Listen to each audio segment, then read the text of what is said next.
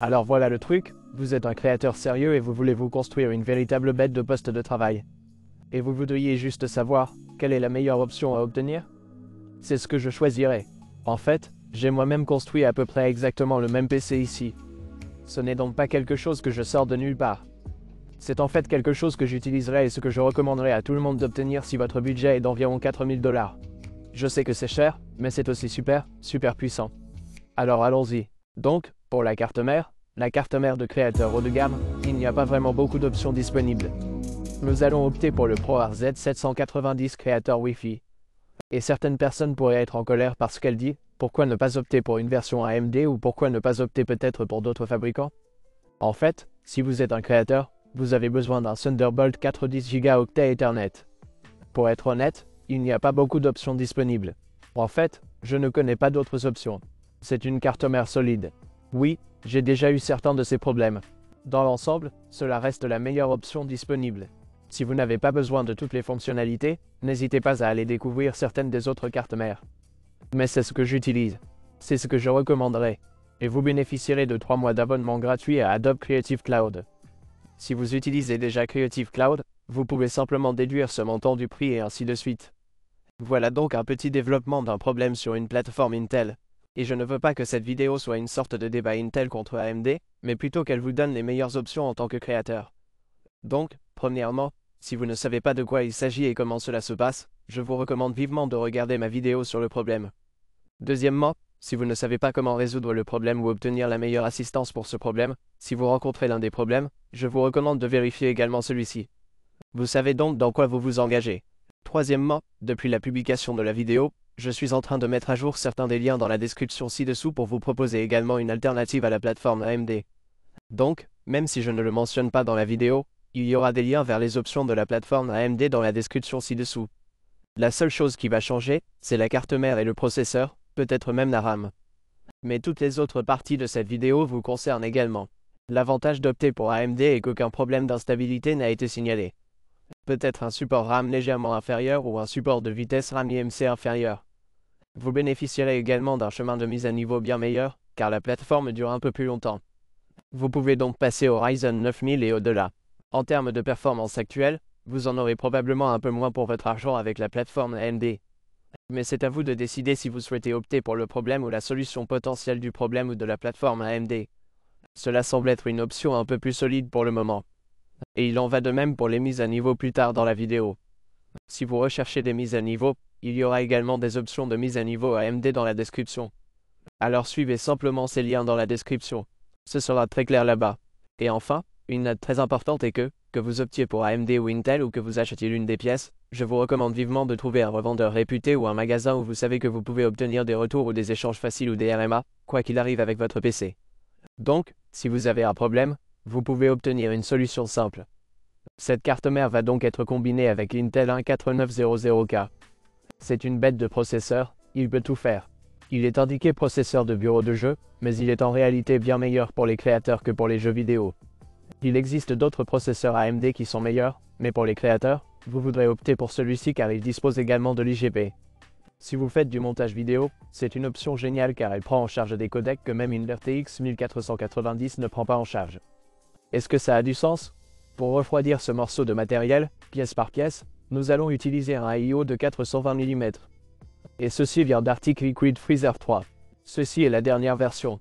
Ceci est également livré avec le cadre de contact, vous n'avez donc pas besoin d'en acheter un en plus. Ça va être calme. Cela correspond au cas que nous allons traiter. C'est absolument incroyable. Glaciaire. Pour le SSD, nous allons utiliser les meilleurs SSD Gen 4 que j'ai testés sur la chaîne, la version Solidim P44 Pro 1 Teraoctet. Si vous souhaitez opter pour le 2 Teraoctet, vous pouvez le faire, mais son rapport qualité-prix n'est pas aussi bon que celui-ci. Mais je pense que pour les programmes et le système d'exploitation, 1 Teraoctet est suffisant.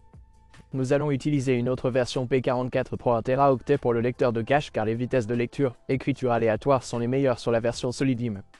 Et pour le lecteur cache, c'est ce que vous voulez vraiment. Mais nous avons besoin d'un projet dynamique. Et pour cela, nous allons utiliser la version 990 Pro 4 Teraoctet de Samsung. C'est un prix incroyable pour le moment. Je n'ai pas vu cela plus bas pour 4 Teraoctets.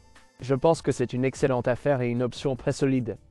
Si vous regardez le test de cohérence sur ma chaîne, ce que j'ai fait avec celui-ci, c'est comme n'importe lequel des autres lecteurs que vous pouvez obtenir. Une autre mention honorable, si vous voulez y jeter un œil, est le KC3000 de Kingston. Mais c'est généralement un peu plus cher, comme vous pouvez le voir, 43 $ supplémentaires. Mais c'est aussi une option très solide. Si vous recherchez un projet haut de gamme, pour la RAM, nous allons utiliser 128 Go de RAM 5600 MHz de Corsair Vengeance. C'est exactement ce dont un créateur haut de gamme aurait besoin. C'est un peu exagéré si vous faites ça à plein temps. Je peux facilement utiliser plus de 110 Go lorsque nous faisons cela ici. Donc, si vous en faites encore plus, vous pouvez facilement utiliser 128 Go si cela a du sens. Pour le GPU, bien sûr, nul autre que le RTX 1490. Ceci vient de PNY. Il s'agit de l'édition triple ventilateur Virtuo PYCX RGB-OC. Vous pouvez maintenant en choisir d'autres, mais j'ai trouvé que c'était l'un des meilleurs prix disponibles. Je vais essayer de laisser quelques alternatives dans la description ci-dessous si vous souhaitez consulter ou obtenir une version différente.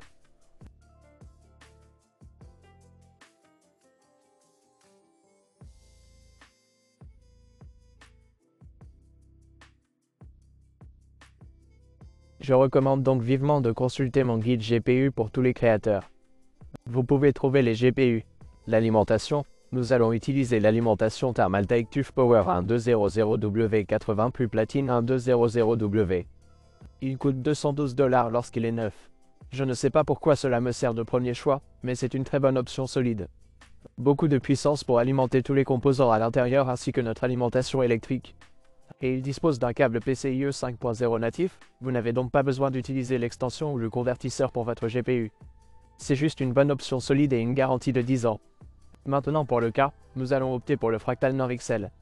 C'est un beau boîtier et vous dépensez 4000 $ pour votre PC. Ce sera également magnifique, et c'est l'un des cas les plus agréables qui existent. Gardez à l'esprit qu'en choisissant le 1390, vous allez utiliser le 1390. Et c'est l'un des cas les plus agréables qui existent. Gardez à l'esprit qu'il faut opter pour la version XL et non pour une version non XL, car celle-ci prend en charge le radiateur de 420 mm, ce qui n'est pas le cas de la version plus petite. Donc, ce PC devrait vous coûter environ 4100 $, 4200 $. Et cela va tout ronger. Et c'est à peu près ce que j'utilise là-dedans. En fait, j'ai quelques-unes des mises à niveau. Et si vous souhaitez utiliser certaines des mises à niveau, si vous souhaitez utiliser quelque chose de mieux, y a-t-il des mises à niveau possibles? Eh bien, voici quelques-unes des améliorations que je choisirais si vous voulez simplement le meilleur du meilleur. Carte mère, vous ne pouvez pas vraiment la mettre à niveau. C'est l'un des meilleurs. Il existe des cartes mères haut de gamme Gigabyte, les cartes mères de jeu, la taille E80X. Si vous n'avez pas besoin de Thunderbolt 4, mais que vous avez besoin de nombreux ports USB-C, d'autres options sont disponibles. Mais, vous savez, je ne choisirai probablement pas celui-ci. Je pense que c'est toujours une meilleure option car ils sont plus chers, surtout si vous utilisez Creative Cloud. C'est moins cher. Pour le processeur, vous pouvez opter pour un 4900KS, mais il est beaucoup plus cher avec une augmentation des performances inférieure à 5%. Je ne pense pas que cela ait du sens. Vous pouvez désormais mettre à niveau votre refroidisseur. Maintenant, ce n'est pas forcément nécessaire, mais c'est le ProRail C420. C'est ce que je cours à l'intérieur. Et cela s'intègre parfaitement dans le boîtier que je vais vous montrer dans une minute également. Ce n'est pas forcément mieux que celui de l'Arctic. Et comme vous pouvez le voir, c'est un peu plus cher. Et vous pourriez dire, regardez, évidemment, cela n'a aucun sens alors. Je te comprends parfaitement, ce n'est probablement pas le cas. Mais si vous recherchez un élément de design et qu'à ce stade, vous voulez simplement savoir quel est le meilleur et quel type d'élément s'harmonie, tu peux choisir celui-là. Vous obtenez également Adobe Creative Cloud, je crois, gratuitement. Cela pourrait donc avoir du sens pour vous. Celui-ci utilise certains des ventilateurs industriels Noctua qui sont également vraiment bons. Et l'une des meilleures performances. Maintenant, je l'utilise sur mon 3900K, qui est seulement légèrement inférieur au 4900K. Et je n'ai eu aucun problème de refroidissement avec ça. En fait, il tourne à peine car il fait un très bon travail de refroidissement du PC. Donc je suis super content de ça. Les mises à niveau SSD, vous pouvez opter pour la version 2 Teraoctets du P44 Pro. Légèrement plus rapide qu'une version 1 Teraoctet, surtout si vous effectuez des opérations séquentielles ou beaucoup d'écriture dessus. Et vous avez besoin de plus de stockage pour le système d'exploitation et pour les programmes, quelque chose comme ça. Il y a une option de date là-bas. Ce n'est pas le meilleur rapport qualité-prix. Je veux dire, c'est tellement haut de gamme en ce moment. Tout ce qui se trouve ici n'offre pas vraiment le meilleur rapport qualité-prix. Je suggère simplement certaines des meilleures pièces disponibles là-bas. Procurez-vous-en deux. Donc un pour votre système d'exploitation, un pour le lecteur de cache. Et si vous avez besoin d'espace de stockage supplémentaire pour vos projets ou quelque chose comme ça, vous pouvez également le faire. Pour les projets de conduite, nous allons utiliser deux de ces Samsung 990 Pro. Vous obtiendrez donc 4 Teraoctets au total sur chacun d'eux. Maintenant, si vous vous sentez particulièrement effronté et particulièrement mental, vous pouvez opter pour un SSD NVMe de 8 Teraoctets. Mais c'est super, super cher. Comme vous pouvez le voir ici, il s'agit du Sabre Rocket 4 plus 8 Teraoctets. Vous obtenez ainsi des options de stockage très haut de gamme. Vous pouvez donc en obtenir 2 pour votre disque de projet, 16 Teraoctets. Mais je pense que c'est pour un public très haut de gamme et très restreint. Et ça coûte cher. Mais je le laisserai dans la description ci-dessous si vous cherchez simplement le meilleur. Maintenant, pour la RAM, il existe en fait une option de mise à niveau pour obtenir 192 Go de RAM. Et pour certaines personnes, cela pourrait être nécessaire. Cette RAM d'Overclocking TeamWorld T-Create Expert s'intégrera parfaitement à la carte mère sur ce thème Pro WAP. 192 Go, mais vous ne pourrez pas l'exécuter à 64 Go, 100 MHz. Gardez cela à l'esprit, vous devrez probablement le réduire à 5000, voire 4800 MHz. Mais c'est tout à fait normal avec ce type de processeur et cette quantité de RAM et 4 barrettes DIMM. Juste pour que vous soyez au courant. Mais c'est l'un des meilleurs que vous puissiez obtenir.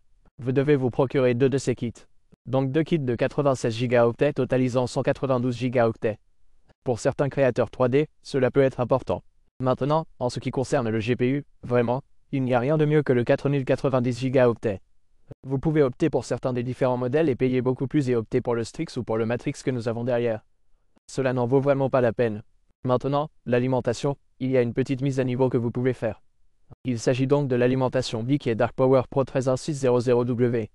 Donc c'est du titane 80+. Il s'agit de l'indice d'efficacité énergétique et de qualité le plus élevé qui existe.